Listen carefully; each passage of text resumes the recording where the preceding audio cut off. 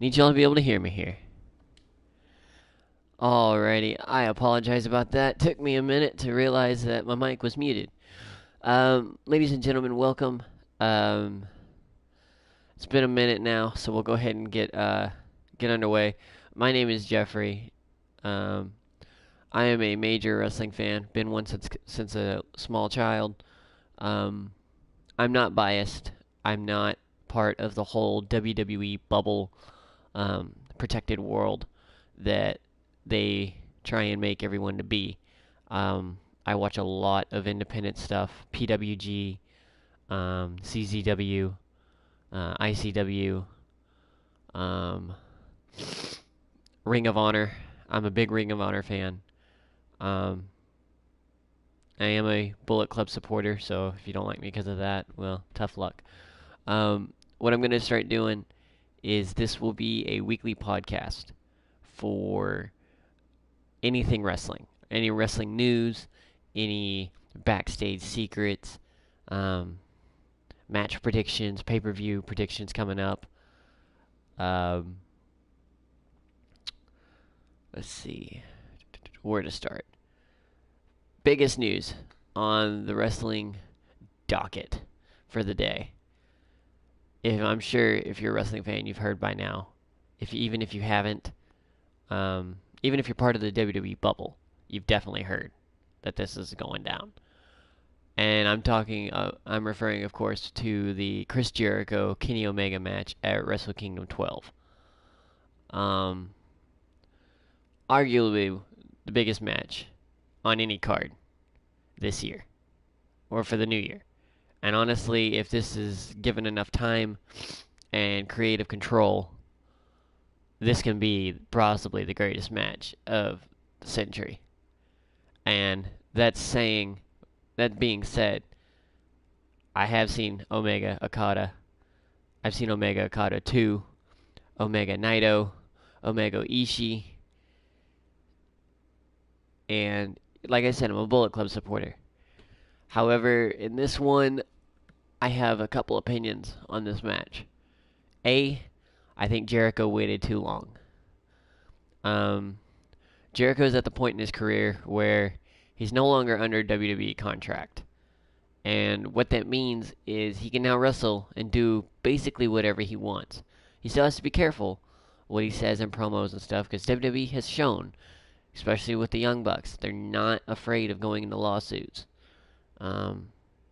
They hit the Young Bucks with a cease and desist over the Too Sweet moniker, which, in my opinion, is stupid. Scott Hall and Kevin Nash, the originators of the NWO and the originators of the Too Sweet, gave them permission to do that, to use that when they did their tours of Japan. So, it's a grain of salt, is what it is. But the Young Bucks have followed, played nice. They've gone down to one suite, which I'm an NWO and Bullet Club supporter, so I will always say too sweet. WWE can kiss my rear end on that. But Omega Jericho, probably, like I said, it will probably be match of the year, even though it'll be at the very beginning of the year. It'll be very hard to top that. Now, I wish Jericho had done this in maybe 5 years ago. Omega was still big, but he wasn't the guy. And it could have put Omega through the roof. The glass ceiling would have been shattered if Jericho would have challenged Omega 5 years ago. Jericho is still in really good wrestling shape. He hasn't had as many surgeries as a lot of wrestlers have at his age. He's still pretty much... he's still very sound technical wrestler. If you watch any of his indie stuff that he does, special guest appearances and stuff, he's still a master promoter. He's still a master of the mic. He says he's the best in the world. Now, I'll be honest, when it comes to the stick work, there's nobody who's a better talker than CM Punk. There just wasn't. CM Punk was just that guy. Of the modern era. John Cena's second. Cena can take literally anything and spin it back on you. It's hard to promo against the guy. I invited a buddy to the party, and you might see when he joins in, a little notification will pop up in the middle of the broadcast. He's also a wrestling fan. He's gonna throw in his 2 cents. He watches WWE, but he doesn't watch the independent stuff like I do. We will get to the WWE part here within the next 10 minutes or so. Another thing, Omega. I feel like this will be Omega's last match in New Japan. I feel like Wrestle Kingdom will be his kind of going away party. I feel like he will get the win, and he will say his final goodbye and good night. And within the next, I would say, month at the most, he'll be in WWE. He will not be in NXT. He's way too big of a name for NXT. Way too big. Unless they're going to bring him in under the radar, which WWE has done in the past. If you remember, they brought in Finn Balor, Prince Devitt. They brought him in, and New Japan crowd went nuts because he wasn't their golden boy, but he was a name in New Japan in the indie circuit. And when they brought him in, they kind of remade him. His character changed slightly. And since then, he's been doing great. He, apart from his injury after winning the Universal title, which that wasn't planned, that wasn't scripted. He legit hurt himself. It derailed his momentum. They had a long program going with Balor planned, and when he got hurt against Rollins, they had to scrap it. It's just what happens. Wrestlers get injured, and stories have to change. Can't help it. This will most likely get posted to YouTube, so you can watch this later on. I wish I had a WWE video game to play in the background. That way you all wouldn't have to just sit here and stare at, creepy monsters on the screen.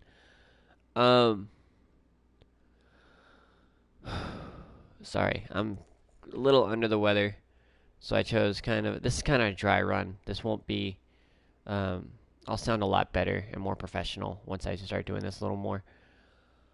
Let's see here. Bullet Club. If I'm not mistaken, the Young Bucks challenge for the IWGP Tag Titles again here at the next pay-per-view for New Japan, which is Power Struggle, if I'm not mistaken. Maybe? Let me look here. I should have gotten all my information together, but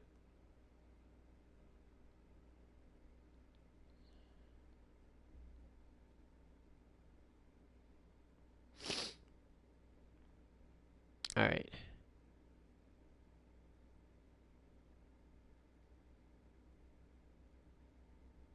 Schedule. Here we go. Your next currently the big promotion right now is the Tag League, the big tag tournament going on. And then you're at the road to Tokyo Dome in December. So yeah, the next big major pay-per-view is Wrestle Kingdom. Or Road to Tokyo Dome. It's going to be your next major one. Currently going on is the World Tag League. That starts November 18th and it goes to December 11th.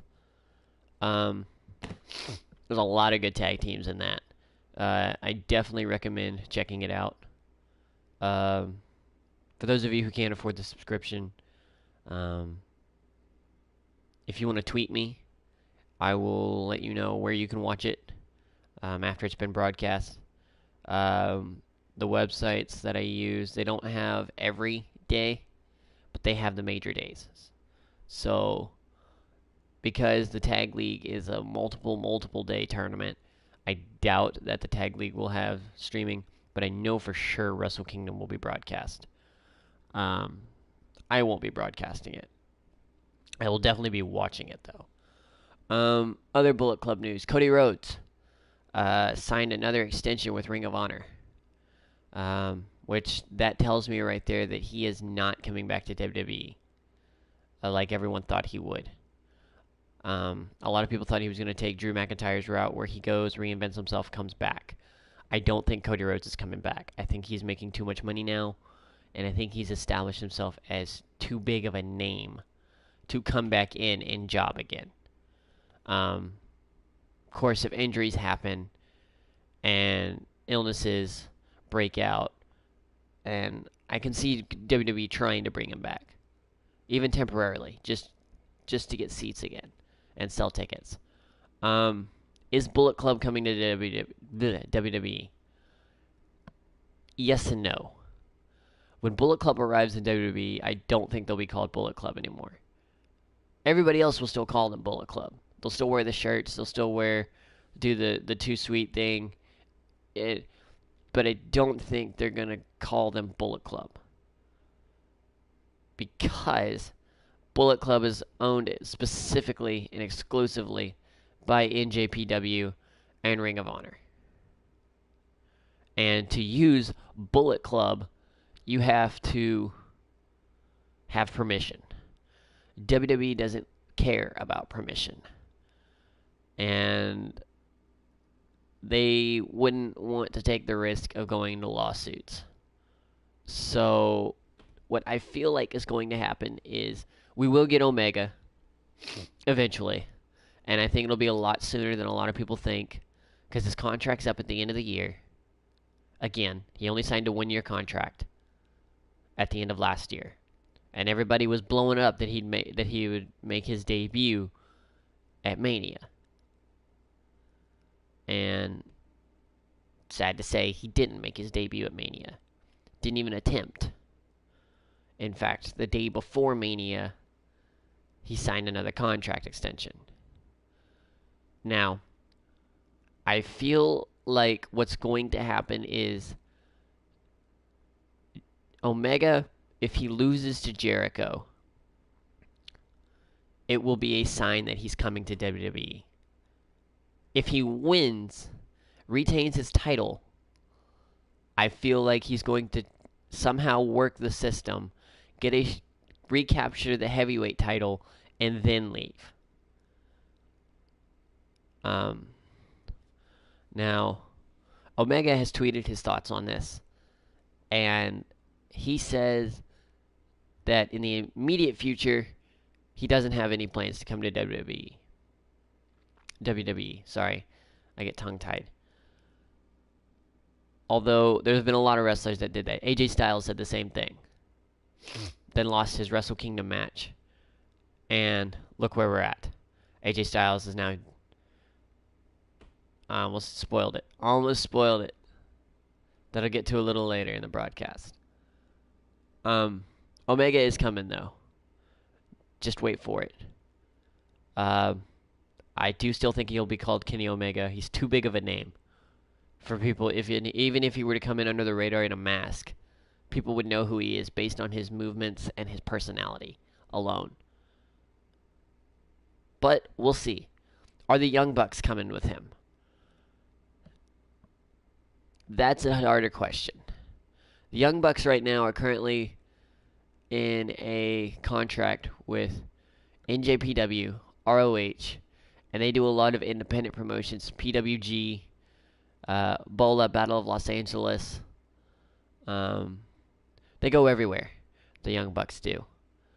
And to be honest, they, in my opinion, are one of the greatest tag teams on the planet. They just are. Bar none. Like I said, I'm a little biased because I'm a Bullet Club member.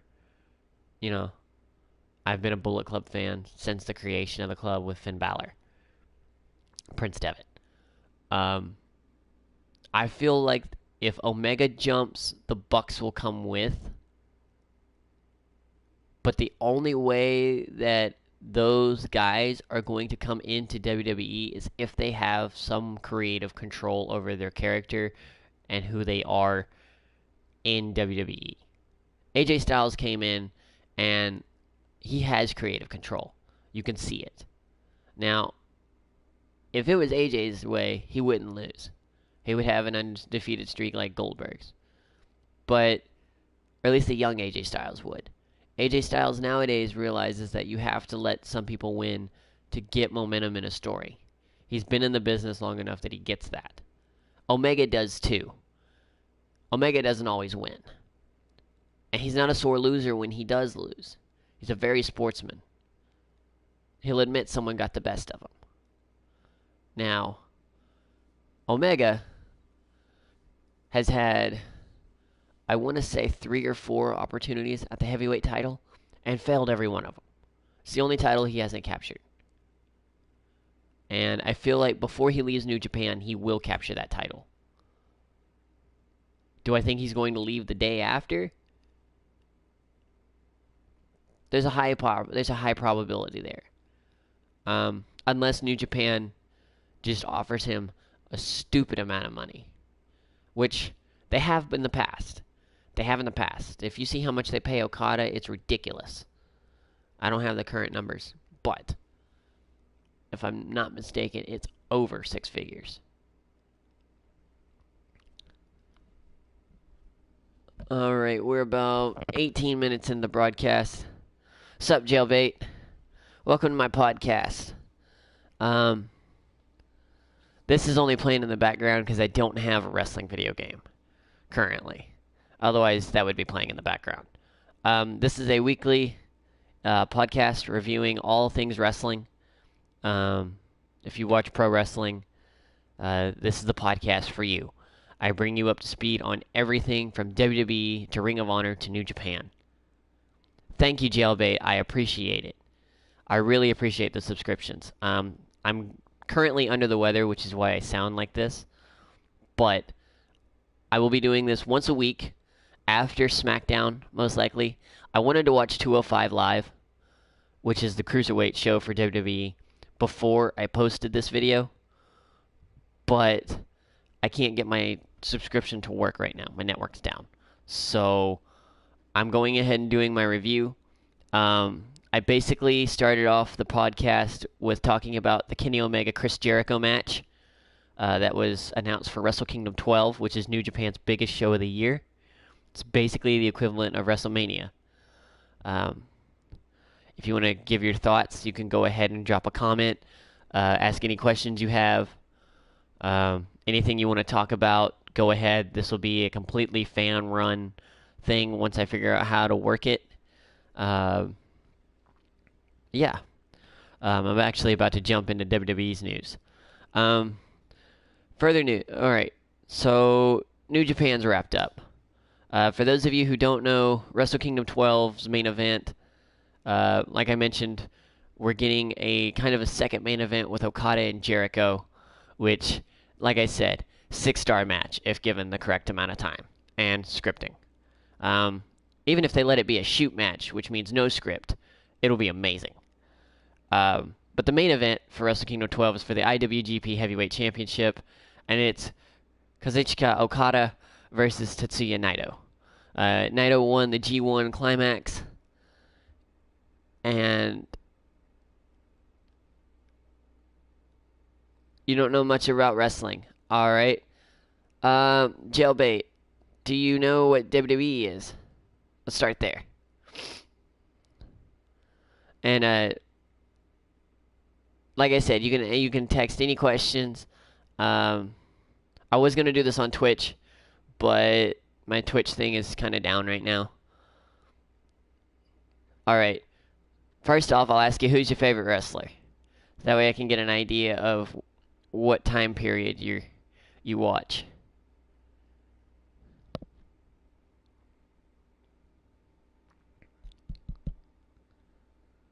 And I'm going to start talking with the fans. I'm going to figure out a way to get fans to be able to link their voice in, be it a party or something of that nature. That way I can interact with people. I want to get feedback. I want this to become a weekly podcast that I do. Maybe get some special guests involved. I have a bunch of wrestling buddies who John Cena was your favorite when you were little. So you're a C Nation member. Gotcha. I'll be honest. Not the biggest John Cena fan because I feel like since he came in, he's been kind of fed everything. Same as Randy Orton. I don't like Randy Orton either. I don't like Roman Reigns. I don't like any of those guys. My favorite superstar growing up was Stone Cold, and that was just because he was entertaining. The Rock was too. I'll give Cena credit. He's a 15-time champ, and 16-time champ, and unfortunately, I think before his career is over, he will break Ric Flair's record. Records are meant to be broken. Do I wish it was someone else other than Cena? Yes, but it's inevitable. It'll happen probably a year or two from now. Cena's going to go more the Hollywood route, kind of stay in shape, do movies, do TV, celebrity guest appearances, things like that. Yeah, WWE still goes on, man. Actually, WWE holds the record for the longest running television shows, two longest television shows in history, Raw and SmackDown. Actually, Raw's about to have its 25th anniversary. In about, I think, a month from now. And there's a bunch of legends supposed to be there. Ric Flair, Shawn Michaels, The Undertaker's going to be there. It's supposed to be a really big deal. But yeah. Honestly, I would say get back into it. Especially if you haven't watched in a long time. Things are getting Survivor Series a week from now. It's next Sunday, I think. No, 2 weeks from now. It's like a middle or end of November, something like that. And of course, it's the Raw versus SmackDown. I'll break that down here in a minute because we're getting closer to having the full match cards. WWE news. First news: Neville, the former Cruiserweight champion. He, as a lot of people know, he requested his release from WWE after he was forced to lose his title to Enzo Amore. WWE denied his request for release, which is surprising. So any of you Neville fans, I'm sorry to say, but you will not be seeing Neville anymore on TV. Neville is currently sitting at home. It was like 2 months. Okay, so you're not too far out. Hello.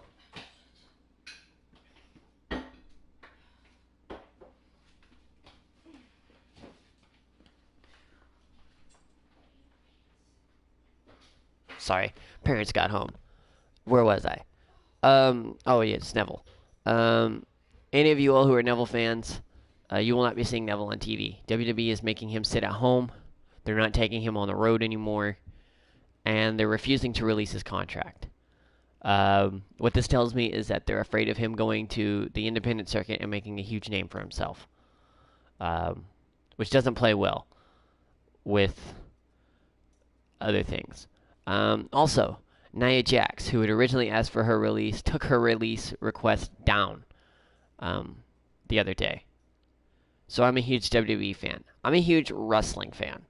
I won't say I'm a huge WWE fan because WWE is way more predictable than the other wrestling that I watch. Like I said, I watch Ring of Honor, I watch New Japan, I watch Lucha Underground, I watch all kinds of wrestling in my spare time when I'm not working and going to school. I'm actually going to school for broadcasting, so this is just practice for me.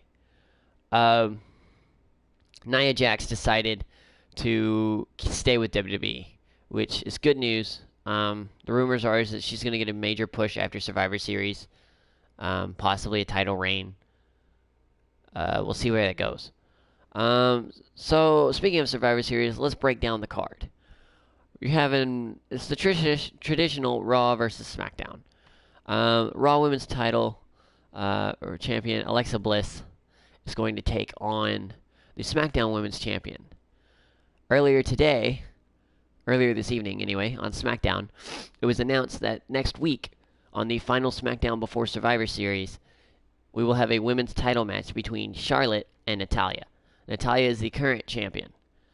If Charlotte wins, Charlotte will go on to face Alexa Bliss at Survivor Series. They're not going to exchange belts. It's not going to be title on the line. It's just going to be an exhibition, basically.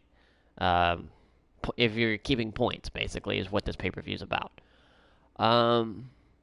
United States champion Baron Corbin, who is also in a title match next week against Sin Cara.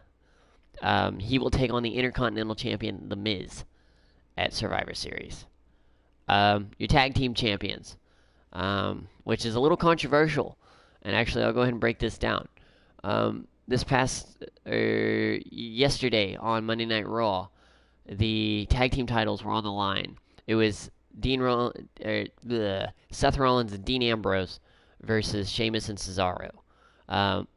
General Manager Kurt Angle made the stipulation that if Cesaro and Sheamus lose the match, then that would be their final attempt at the tag team titles while Seth and Dean were champion.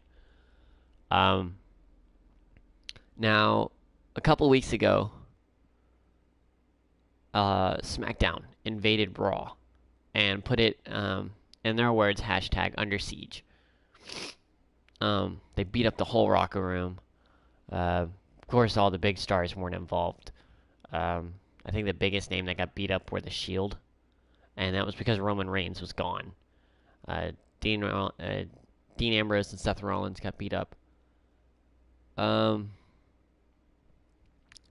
It was done well. It was the traditional invasion storyline, kind of similar to the old WCW stuff that they did back in the 90s and early 2000s.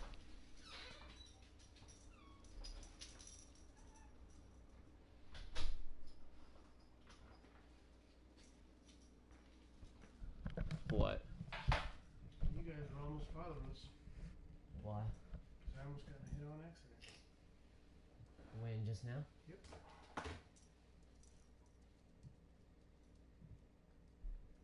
Why does everyone want to hit you? I have no idea. I don't know you. Let's see, we're about half an hour into this. You were almost a widow. What? You were almost a widow. How's that? I almost got hit on accident. Where? Down there at school. Here? Yep. I was coming up. You know how the two lanes go this way, and then they turn right alongside. Alright, I'm going to turn down my volume though, you can't hear them. Let's see what else is going on.